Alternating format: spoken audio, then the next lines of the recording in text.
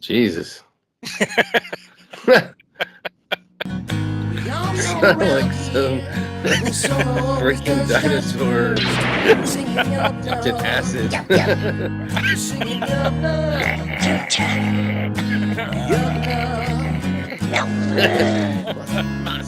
At the Cantina Club.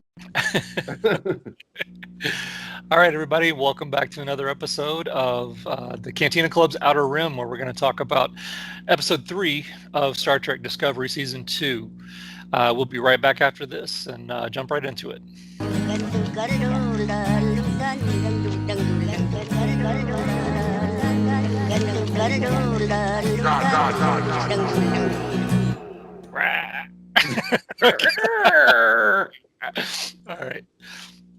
All right, and we are back, ready to talk about Season 2 of Discovery, Episode 3, premiered a couple days ago. So I'm going to go ahead and start out by covering a brief synopsis of what transpired.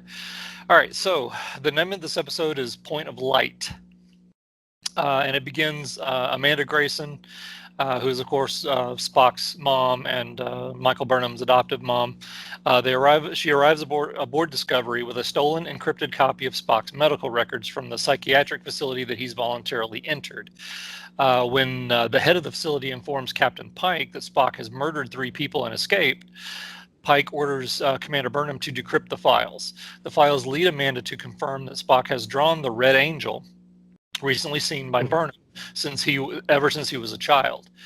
Burnham then tells her that to protect him from Vulcan's murderous logic extremists, she hurt Spock. Sorry. Start over from logic extremists to protect Spock from the logic extremists. Yeah. To protect him from Vulcan's murderous logic extremists, she hurt Spock irreparably and caused their ongoing estrangement. Klingon Chancellor L'Rell announces that Ash, also known as Vok, to the baby son that she and Vok had together. The leader of a Klingon house tries to usurp L'Rell and threatens to kill Ash and their son, citing Ash's treason of secretly reporting to Burnham, i.e. Starfleet, but then they kill him and all his men with the help of Philippa Georgiou. Of course, it's the Mirror Universe Georgiou, who has now officially taken the place of the dead Prime Universe Georgiou. To consolidate power, L'Rell presents the severed head of Ash and their son to the Klingon High Council, reiterating that she will not allow anything to distract her, and that the Council acclaims her by her self-declared new higher title of Mother of all Klingons.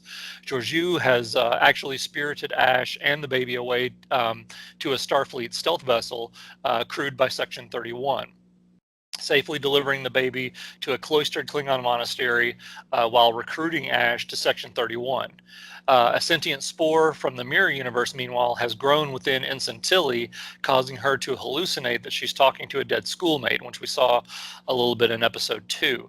Burnham ultimately deduces this case, then Stamets pulls the fungal parasite out of Tilly using dark matter, and it ends up captured. But of course, the last thing we do see on the episode is the recruitment of Ash into Section 31.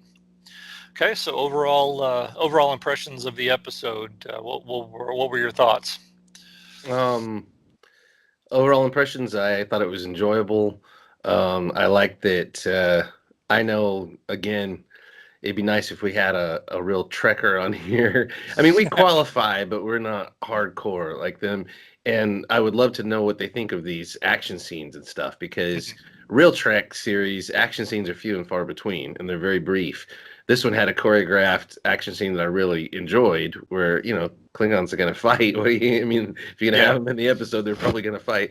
So I didn't think there was anything, particularly in violation about that. I thought the fight dynamics were cool. I did like the fact that this episode was about people who are half something, or who are conflicted, from Spock's mom to Michael Burnham to Ash.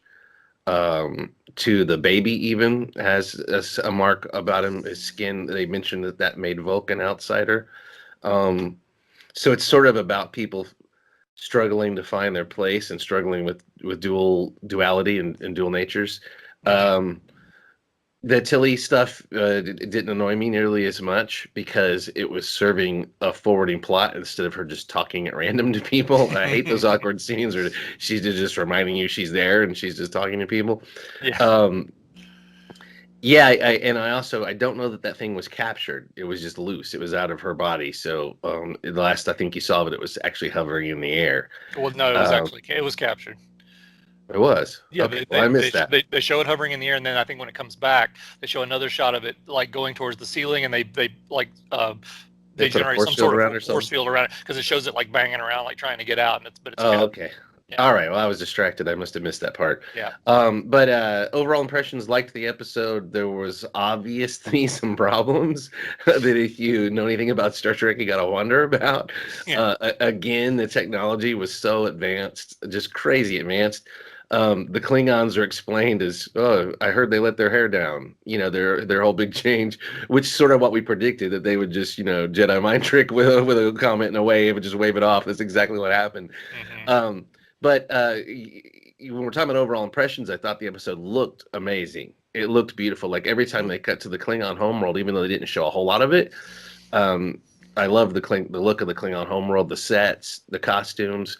I like these Klingons much better now that they look a little more familiar. They don't look quite as alien and Vogonish as they used to.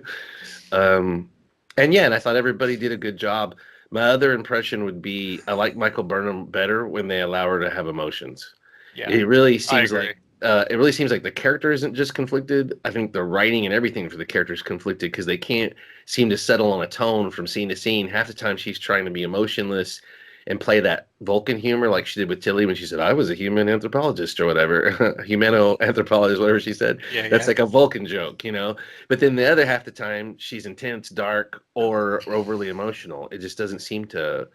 I wish they explained that, like why she's that way, and maybe if she had like some Vulcan mind exercises that she would go through being human, trying Mhm. to bring out more Vulcanity in herself or whatever. Yeah, yeah, yeah. I like people counting to 10 who have a temper problem. Surely Mhm. she had to have some kind of coping mechanism that the Vulcans taught her. Otherwise, why would she act that way? I mean, she wasn't a little kid when she was brought up to Vulcan.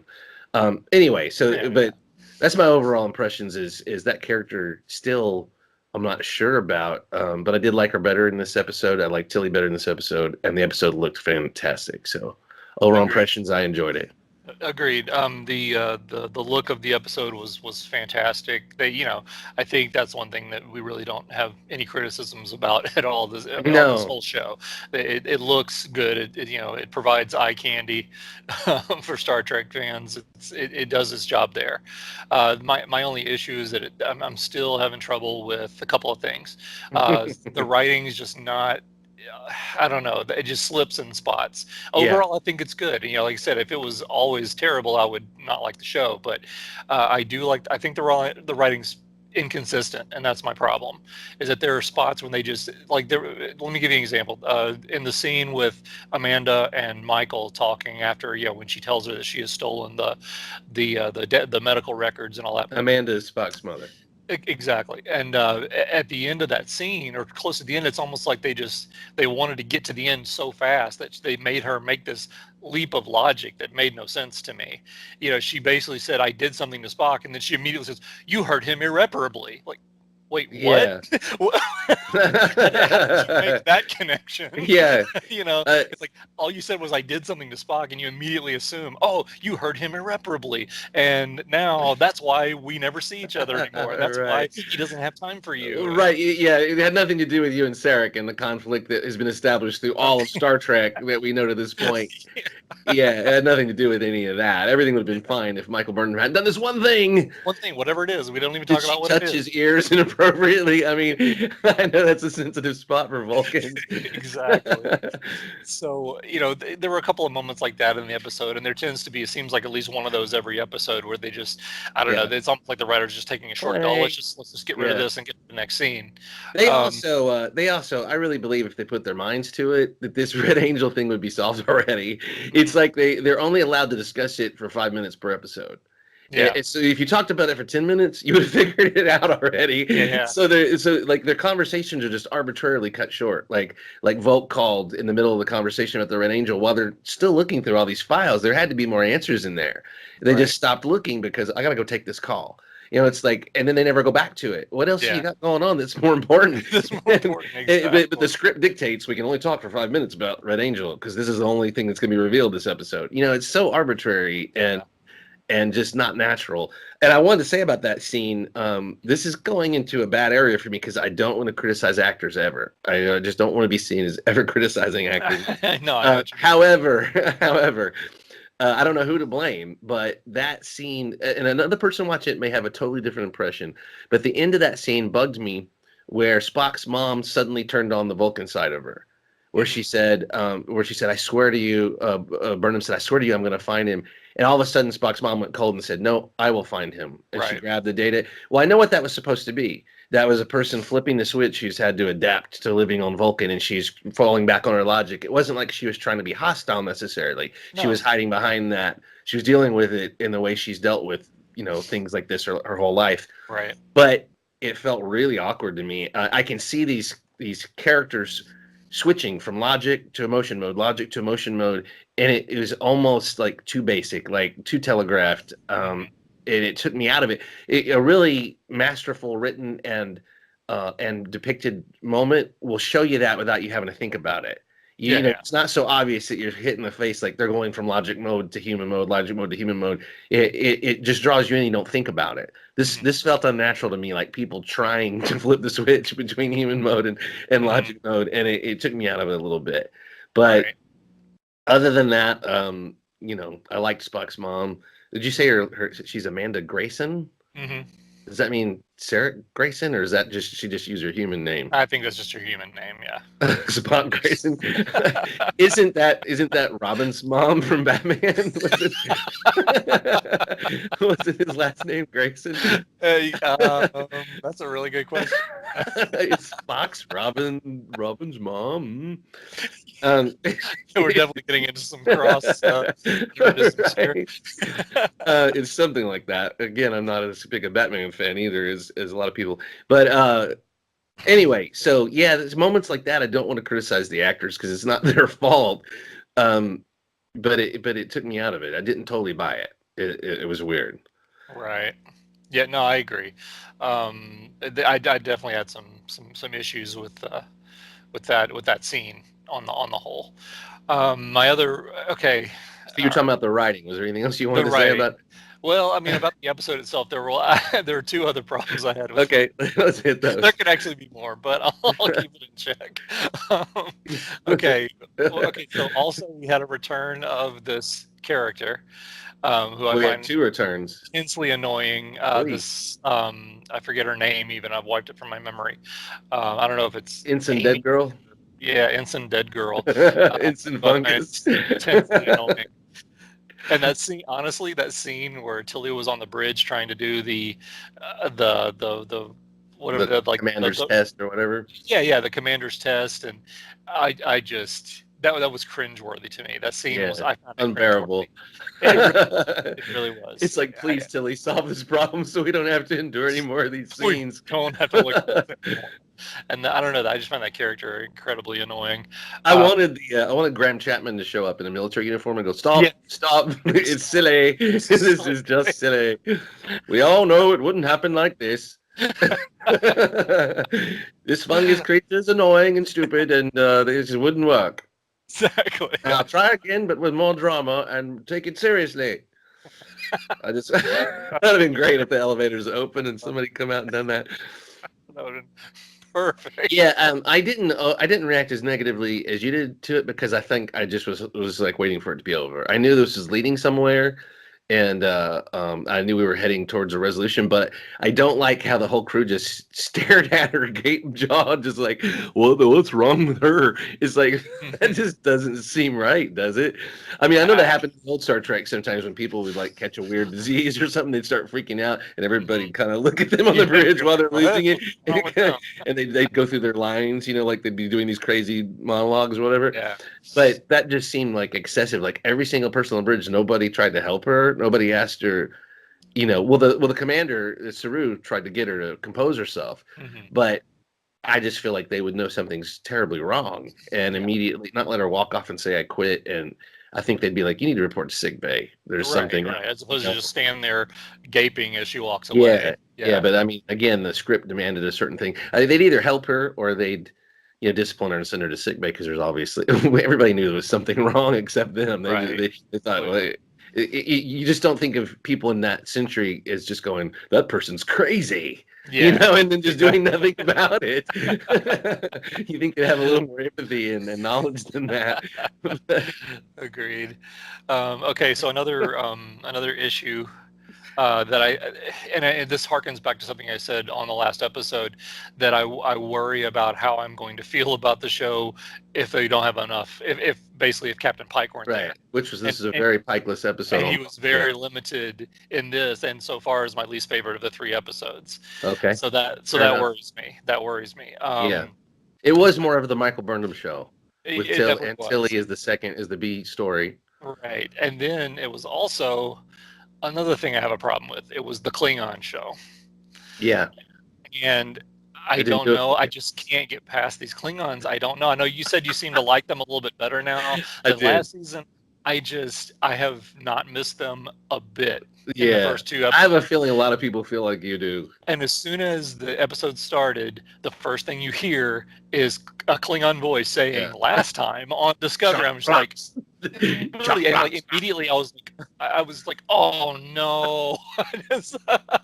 Like, not these people. He's like, you have to take out the piece of leather and just bite down on it. Like, prepare my ears for the assault of the Klingonese. And I think at least they've gotten the hint that was too much, that the fans didn't care for the way the Klingon, it was too much use of subtitles. They're getting to the point now. Yeah. Faster. They've at least gotten to where they speak faster and they actually use more English with, and not so many subtitles. And they even kind of used that sort of cinematic trick, if you noticed, at one point where she is speaking Klingon and then it literally switches where her voice warps into, English while the subtitles turn to Klingon. Yeah, we're all like, thank God. Yes, exactly. Please use any device you have to get us out of this Klingon speak. It does not have the charm of the old days when people were trying to learn it and stuff and make it a real language. Absolutely. It just does not work anymore. It sounds like the language of abuse. It's just what it sounds like. It just abuses your ears. It's horrible. Exactly. We can agree on that. And I want to like it more than I do right now. That's the problem. But the Klingon storyline, I have no interest in it. I don't know why that is. It's the same thing that's been happening forever. They're still fighting for power. They're still fighting each other. Fighting between clanism and unification, and it's always back and forth. The one thing I really did like, though, I must admit, the one Klingon part of the show I liked was the reference to the original series Warbird, or whatever you want to call it. I missed that. What was the reference? At the very beginning, when they were having their first council meeting, there's a hologram projection of basically a Klingon ship, and it's exactly the style like you'd see in TOS. Oh, cool. Yeah, it looked really, really neat to see it like that. So that was basically the one shining moment. Now, the one shining moment of the whole episode, however, was, and I know you'll agree with this, was Georgiou. Was having her in there. Because what a badass. Yeah, I love her. I love her to death. And I wish, thank you, ESPN app. And I really wish that they hadn't shown her reveal on the previews. That's exactly what I thought. That's my major complaint. So much gosh, yeah. So much of an impact if you didn't already see it. It was kind of an anticlimax because we knew exactly who it was, and Also, we could surmise that she was in section, what is it, 31? Is that what it's called? Yep. Section 31 from the previews and stuff. They kind of blew it on that. I understand they got to generate excitement, but that would have been a hell of a good surprise to Really would. Yeah, I think they dropped the ball on that one. because we could have thought, oh, it's Burnham showing up to save the day again, or it's or another Klingon. I mean, we probably would have guessed it was her, but yeah, that was a great moment. That kind of it's like, oh, I've already seen this. Kind Yeah, of a loss. Yeah. yeah.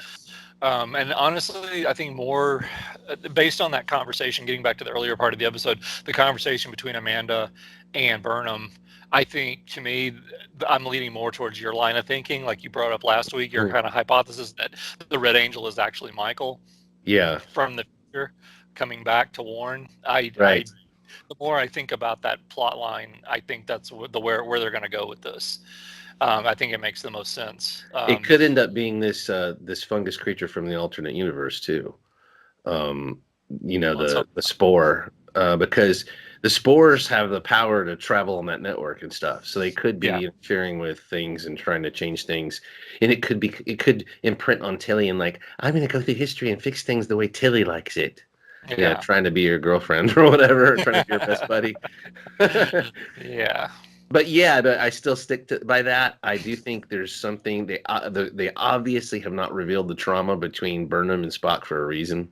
Yeah. This is the big issue that's going to be at the crux of this whole Red Angel thing, I think. Mm-hmm. And the reason that Spock is seeing it, there is a mind meld or something. There's some kind of violation of privacy or something there that is. I also had the idea that what if this Red Angel is Spock's human side? But it really looks female. Not that that means anything anymore these days. They could have Spock's really psyche be female, and we're not supposed to say anything about it. But I just don't see Leonard Nimoy in that anime-looking Red Angel outfit myself. But yeah. So yeah, I don't know. It's gonna have something to do with psycho, like the Vulcan mind powers, the spores, and healing of some kind of rift. This Red Angel seems to appear out of rifts. It's almost like it, the reality tears open and the wings spread and it shows up or whatever. So, this whole thing of it manifesting, I have a feeling it's going to be another sort of time warp thing where all these things with the Red Angel are happening at once. Within like 10 minutes, the Red Angel is going to manifest and do all the things throughout the timeline that it is done. I just have a feeling that's what it's going to be like. Mm-hmm. Maybe not. Maybe it'll be its own independent creature, and that's what Star Trek used to do as well. They would discover a new creature, and they'd be like, "Well, it's loose now in the universe. Let's hope it, turns out to be good. It's a child. It has the mentality of a child. Let's hope when it becomes a teenager and an adult that it's a good one or whatever." They always had stuff like that. Oh yeah, so it could end up being very like original series thinking right there. Yeah, which that fungus creature could be. Its next phase of evolution could be the Red Angel, and it could be in the process of deciding what it's going to be, which is why Burnham said, I felt no, what did she say? Like no menace from it or no. Right. Yeah. She didn't feel as though it was threatening. Mm-hmm. Right. Maybe it's neutral and trying to figure out whether it's going to be a force for quote unquote good or evil, Yeah. Yeah. Anyway, but again, we knew this was a filler episode because there was no flare. There was no red flare. Yeah, there's no red flare episode. It's exactly what we said. The filler episodes are going to be about the Klingons and the B-list characters and stuff, and more, fleshing out Burnham and Spock. And then nothing's going to happen really that we need to know about until these flare episodes happen, which is most probably next week. Yeah. So do you think?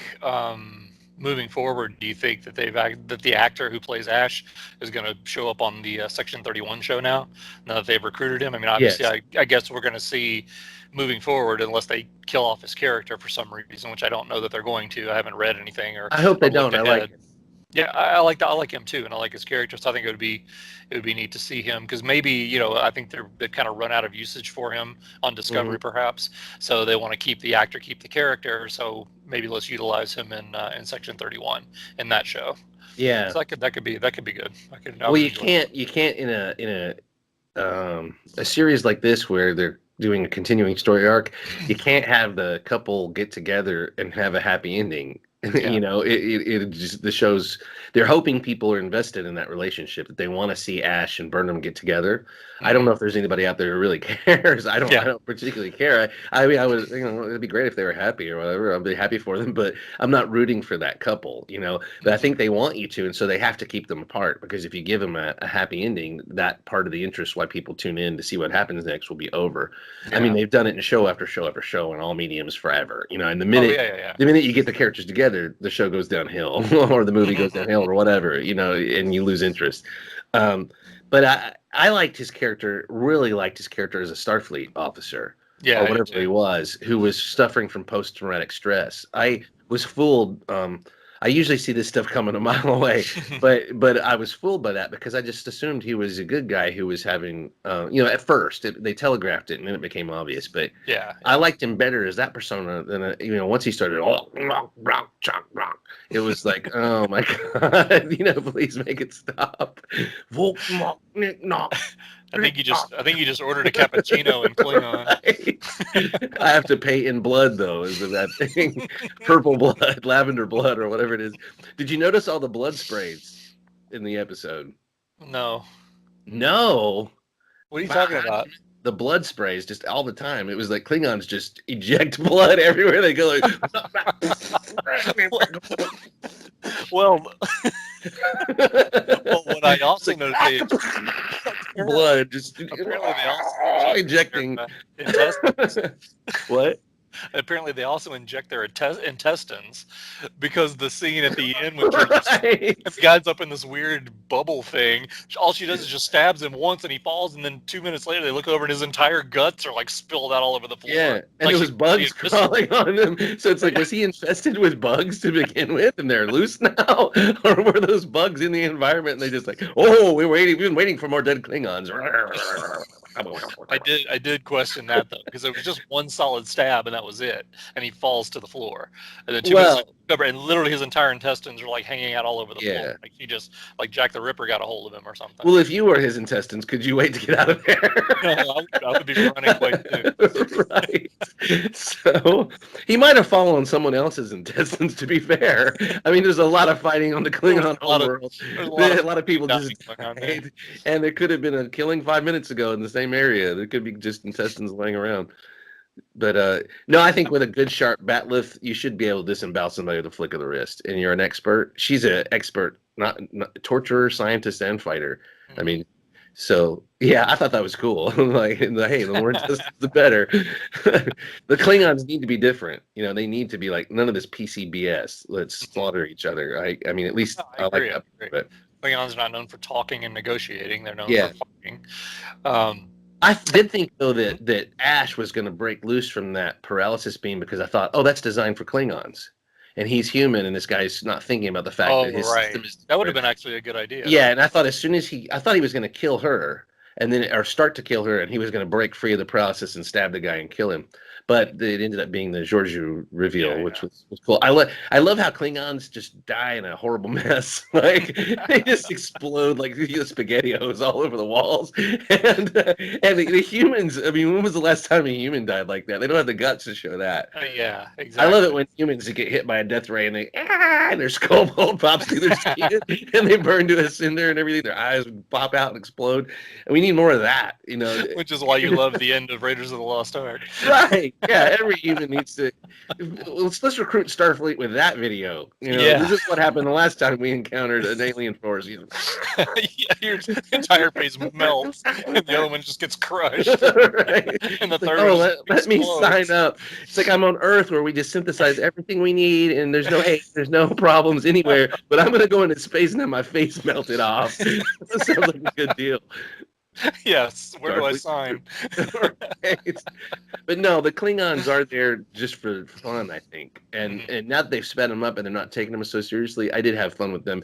And I do like that that Klingons have ridges now. Klingons have ridges. That I like the hybrid look now. If they had started with that, like you said, they're listening, and they had to have heard just the uproar that people hated the Klingons. I mean, they despised them across the board pretty much. And this looks much more sensible. I don't know how you explain it, like why they're suddenly growing ridges. any more than you can explain why the Starfleet has a stealth ship. That is beyond my comprehension. That's a problem I had with the episode. It's like, I was like, that is freaking cool. Look at the nacelles deploying, and it's coming out of stealth. And I was like, wait a second. You can't just distract me with the flashing cool lights. I gotta remember this is freaking impossible. Because like extremely advanced technology. Yeah, who were the guys? The Romulans used stealth ships, and it was a big deal when they showed up. And they even had an episode where Kirk had to steal the freaking or the Enterprise had to steal the freaking stealth technology. Then they had one in either Next Generation or Deep Space Nine where they stole stealth technology and had to decide whether to use it or not, the ethics of using it or not. Section 31's had this the whole freaking time. Exactly. What? And I know that's how they'll explain it away, because Section 31 is like the covert ops, the stuff nobody knows about. Knowledge of it, yeah. Yeah, like, just deny that there's any such cloaking device or anything like that. Well, you better be careful if you're gonna have a spin-off show with these people going around flashing their stealth device, because then it's a matter of record. People are gonna be like, yeah, the Federation had stealth. Kirk would know, everybody would know. Exactly. So they better stay stealth or not use it. But I don't think any of these shows give up, about that stuff. They're just going to wreck the continuity anytime they want. I mean, I don't think. Yeah, I mean, I know what you're saying. I don't know that they've done that completely. I mean, they've messed with it. But Spock's a murderer. Hello. Have we even talked? We haven't talked about that. What was your third problem? We all know he's not a murderer, so they're going to resolve it somehow. That's why I'm not going to work. Murderer. He's a freaking murderer. He killed those guys. He stabbed him with his ears. He slashed into the jugulars with his ears. He went, no, and they just like Klingons. Okay, no, I don't know how he did it, but I have a feeling he did kill them. They called him the dog-faced boy. Remember when Kirk did that? Right next to the dog-faced boy. They're going to have to figure out some way to explain it then, because how else do you expect he's a free man fully functioning in Starfleet for the rest of his life? Because either this is going to be altered by the Red Angel and all the mistakes will be undone, or they'll just write it off and say, it was chalk, the Vulcan mind fuck or whatever. He was not in control of his actions. Michael Burnham will give him a pass, and that's all that Starfleet will need. She'll give a speech. And all will be well. All will be well. You don't understand. I took his boy Ragnar as a child, and I burnt it up, and it traumatized him, and so he murdered doctors and scientists. I don't know, but yeah, you're probably right. I'm probably wrong on this. They're making us think that, and then it's going to be a relief to find out Spock is still the same consistent character. But I just have a feeling when they were all like, "That is not Spock. There's no way." That was a setup for it to actually be what Spock is right now. And I can see that. I can see them going that route, because it does make sense as far as plot point wise and writing wise, and trying to make an impact with the audience. I could see them doing that, but I just don't know how they're going to justify that with the timeline, unless they do something like you said, like something you just said. They're either going to explain it away, or the Red Angel is going to somehow alter reality and make it like it never happened, or something to that effect. If Spock was killing guys, I want to see it. Oh yeah, at least give me that. Absolutely. I mean, he unleashes the half Vulcan strength. It's always pretty cool. It was cool when Nimoy did anyway. I don't know about this new guy because we haven't seen him yet. We're 3 episodes in, still haven't seen him. So it'll be interesting to see how long they. I think he's got an uphill climb here. I'm almost thinking that they're going to push this off until the mid-season finale. I think they may reveal him on the mid-season finale. Well, and I'm also wondering, I think we're going to get an episode that shows us Spock's point of view. Mm-hmm. Right. Like maybe tell the story through his eyes. Yeah. Well, like this next episode's going to be about a flare point again, and we'll learn something new or whatever. And then the next episode's probably going to be filler, or the one after that. And I think we're going to get a flashback episode that's showing us where Spock is now, and then him remembering or having to tell somebody what happened or something, and we'll see what all this happened. If someone did set him up, it's because it could be linked to the Section 31 stuff somehow. Because Section 31, if there's a creature or a power that can do the things this Red Angel can do, they might want to get their hands on it. It's sort of like the company and the xenomorph thing. Where they're always exactly. wanting to do research on it as a potential weapon, when it's like that's the dumbest thing you could It's the possibly do. dumbest idea, playing with fire. Let's Yeah. take it back to Earth and study it. Yeah. What could go wrong? Yeah. Look What at the could go potential wrong? power for us. What could happen? Right. So there's somebody in Starfleet. Obviously, this could turn into another. Starfleet has a bad seed Mhm, in it somewhere that Spock is having to fight against as well. mhm. I can't imagine who that would be. Also, I'm wondering, is Cybok now just a figment of people's imaginations? Are they just? Do you remember Cybok? Star Trek, It sounds very familiar. Refresh my memory. Undiscovered Country. He was Spock's Oh yeah, yeah, foster yeah. brother, wasn't he? Hmm. So we've explained that, or haven't we? Just haven't touched on it, I He's guess. just not there, yeah. And then Cybok showed up, and then we just did other stuff. It's We like- just did other stuff. yeah, Cybok showed up for 2 weeks. He slept over. He had his own sleeping bag on the floor. It really wasn't. It wasn't. A lot was made of nothing there. Exactly. He became very annoying, talking about people's feelings all the time. We kicked him out. I hated that character with a passion, but anyway. Oh man. So you're saying a big fail on the Klingon storyline. I think the good news for you is they will not revisit that for a while. They stabilized the Klingon government now, Yeah. so there's no need to reignite this Klingon war that wasn't all that popular to begin with. Exactly. It's not the story right now. Maybe the story in the future. Mhm. Obviously, this albino child that's dropped off as a monk is going to play. They're hoping play some part Mhm. down the road, because no one will see him. You catch that part? It's like no one sees him, no one leaves, sees no one him. Yeah, arrives. exactly.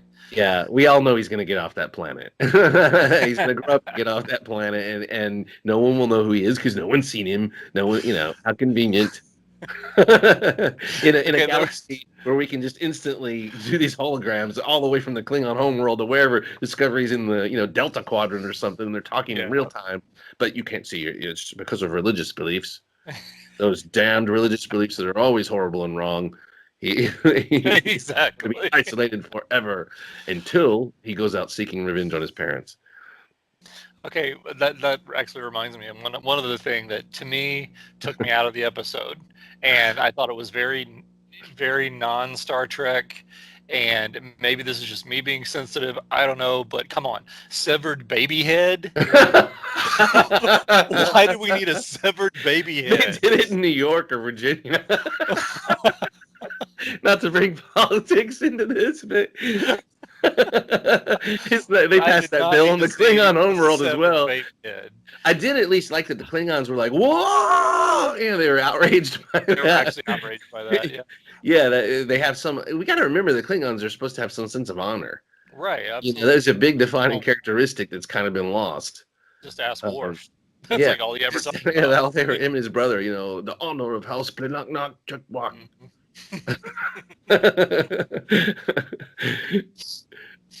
You have betrayed your honor. I love it when Picard, he was like getting involved with the Klingons, and now it is time for the Black Knock Chuck. Whatever, and he'd get all official. Everybody had to keep a straight face. My favorite Klingon thing of all time, though, is "We are Klingon! We are Klingon! We are Klingon!" It's like, we know you're Klingon. What is that? That's the lamest battle chant I've ever heard, or like trying to hype people. Yeah, it's like, hello, yeah, I've been Klingon my whole life. What the hell? The whole time. That was in several shows, I think. I can't remember which, but it was always the bug-eyed Klingon guy. Yeah, that guy. Getting people motivated. It's like, yeah. That guy had way too much caffeine. We breathe oxygen. We breathe oxygen. He's like Captain Obvious to the Klingons, But they'd always psych them up. They're simple people, I guess. They're just filled with rage, just waiting to be stoked at any moment. I love it. I'd be mad too if you won the war and defeated the whole galaxy, and then nuclear bombs in your core. Yeah. At the end, it's like Exactly. it's like, wow, talk about no honor whatsoever. The treacherous Federation. Exactly. All right. Well, I think I've said about all I need to say about this episode. What about you? Let me think for 1 second. Yeah.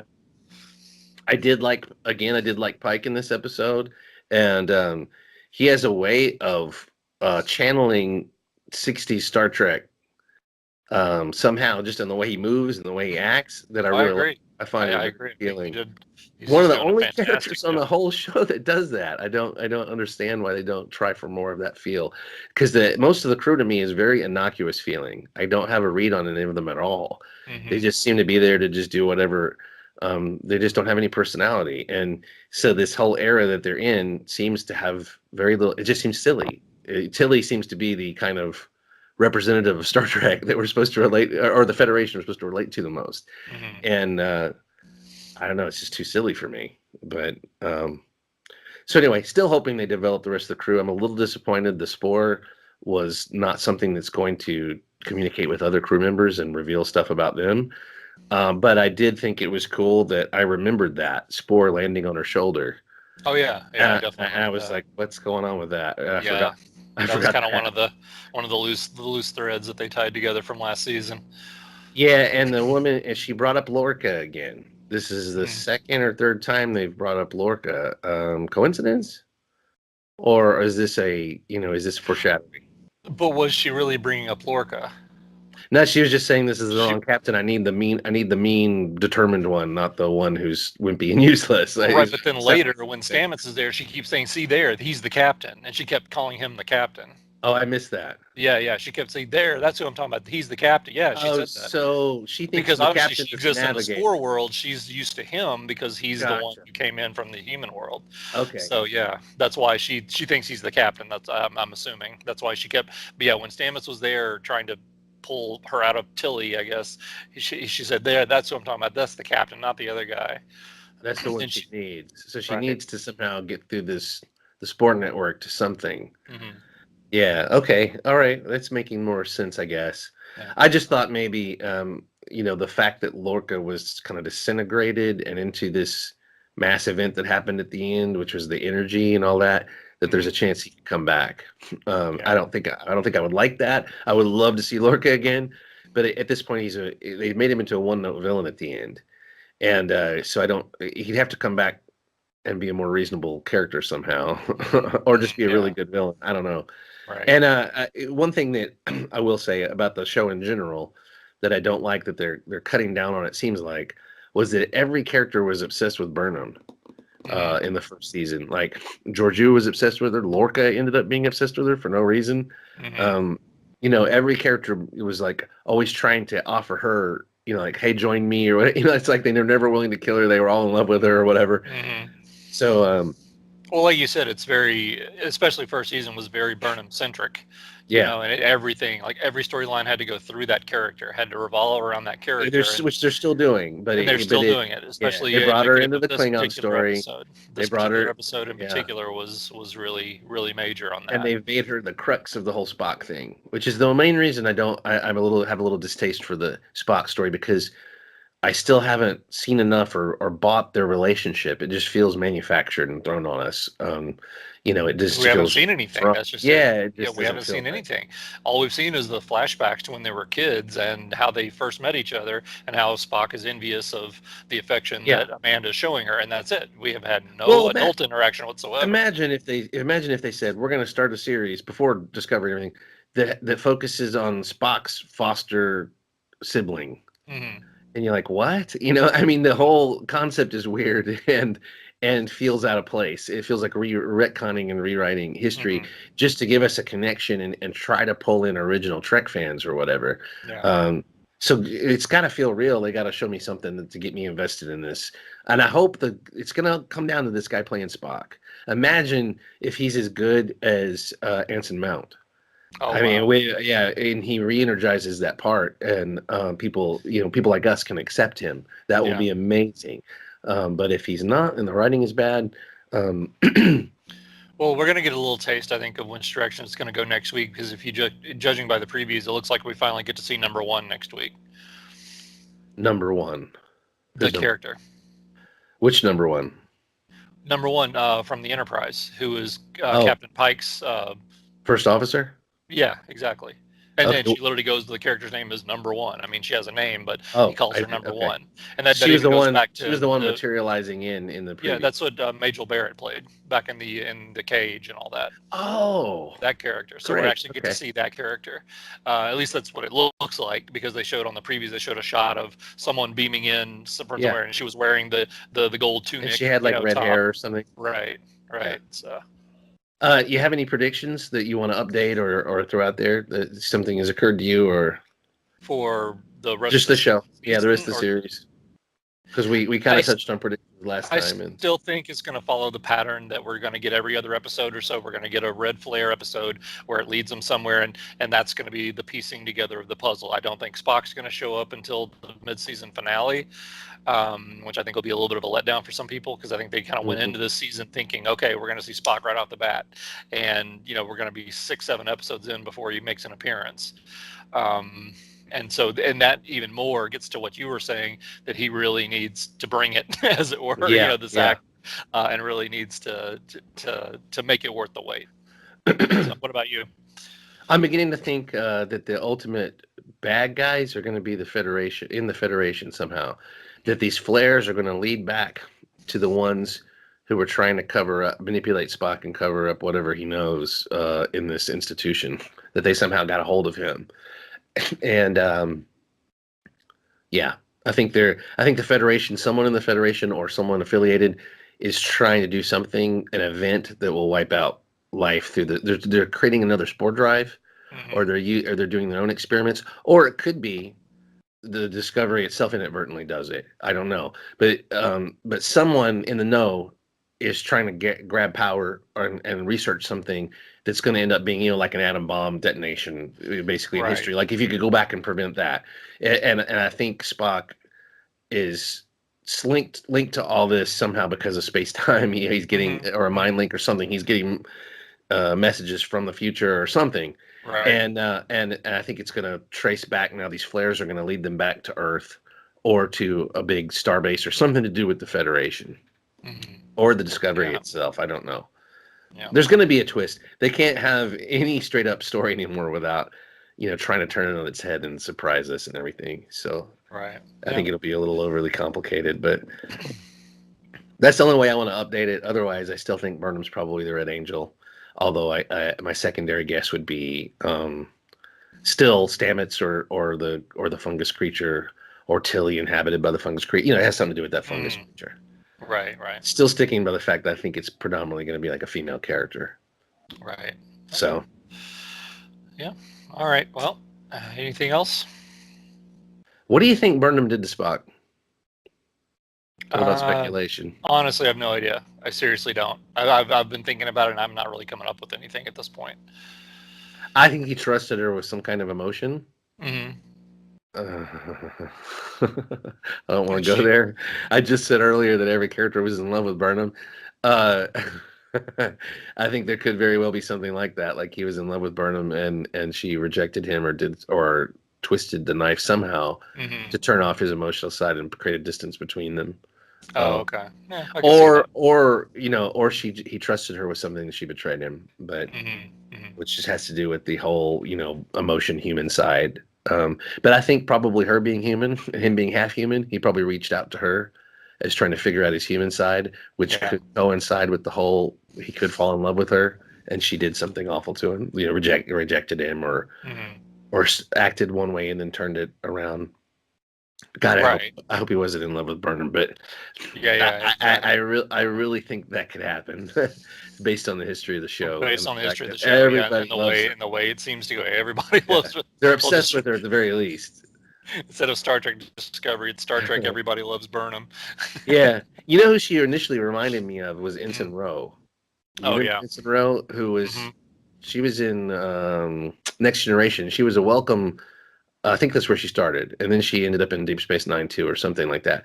But she was a welcome change because she acknowledged she was a criminal, and she acknowledged that not everything was fantastic in the Federation. That some people weren't happy and things like that, and even in Starfleet weren't happy. And they gave her a second chance, and that kind of reminds me of what Burnham was like in the beginning. But Burnham has like 3 personalities at least, and I still haven't figured out how they how to justify all three of them together into one character. Right. That it just seems to flip on and off with no explanation. And so I'm watching her play three different characters almost. It's a little confusing. But I did like the fact that she's that her and Ash acknowledge now without a ton of drama that they like each other and that they've accepted each other to a certain degree and that they're at least friends.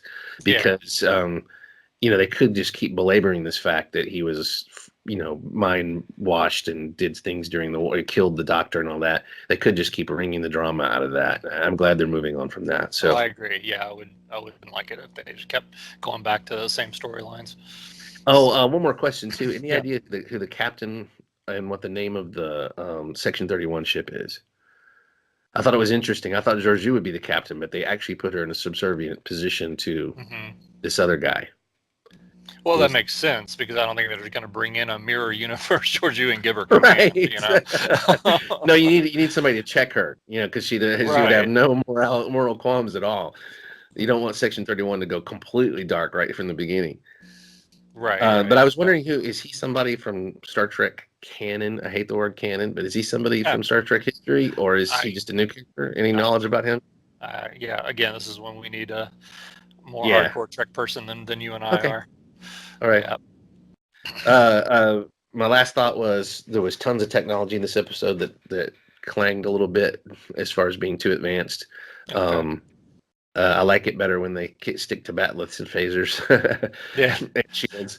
I did like. Did you notice the original? Did you notice Saru had the original series style phaser?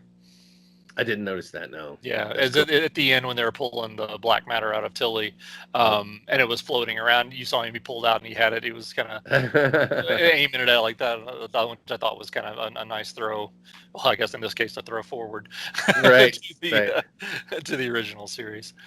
Yeah, even the stuff like the bubble that she caught the Klingon guy in, and the there was several things. The morphing technology, the fact that Stamets said, "Hold on, I'm just going to pull this thing out," and he just went for it with no, doctor there to revive her or anything if she died. Maybe there was a doctor there, but there was some technological things that, again, this is just going to be a consistent problem. The stealth ship, how advanced it looks, all that stuff. It still troubles me, but I'm just trying to just let it go. And this is an alternate universe. And the more they go there with Spock, the more I'm going to believe this is an alternate universe.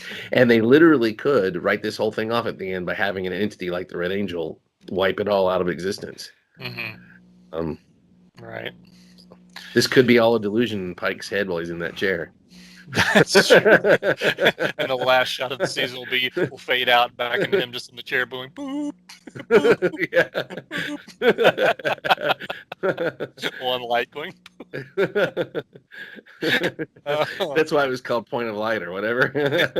See, it's another flash forward to the end of the season. Right. Okay. Well, anyway, good discussion. And sorry I belabored some points and went on, but that's what I do. Sorry I didn't like it more than I did. So I hope I like it better next week. So yeah. Severed baby heads. That's our last thought for the day. I'm good on that for the season. Yeah, she kept it. What the heck did she keep it for? I thought for sure she put it in something that would then burst into flames and disintegrate the evidence, but she just put it in a drawer or something. Save this for later. You never know when you're gonna need a severed baby head. Yeah, right. Wow. She is a mad scientist after all.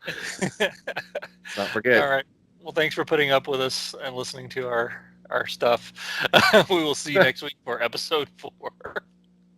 Bye, guys. Go out. We all know around here, the solo always does shots first. Singing your love. Yup, yup. You're singing your love. Cha-cha.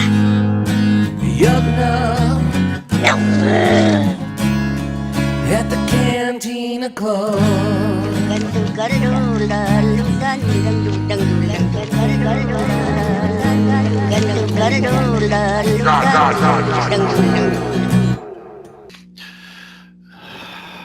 Do it. I'm ready if you're ready. Do it. All right. Podcasts are not the Jedi way. All right. I shouldn't. All right, what's the name of this damn show? Out of the I shouldn't murder this handless old man.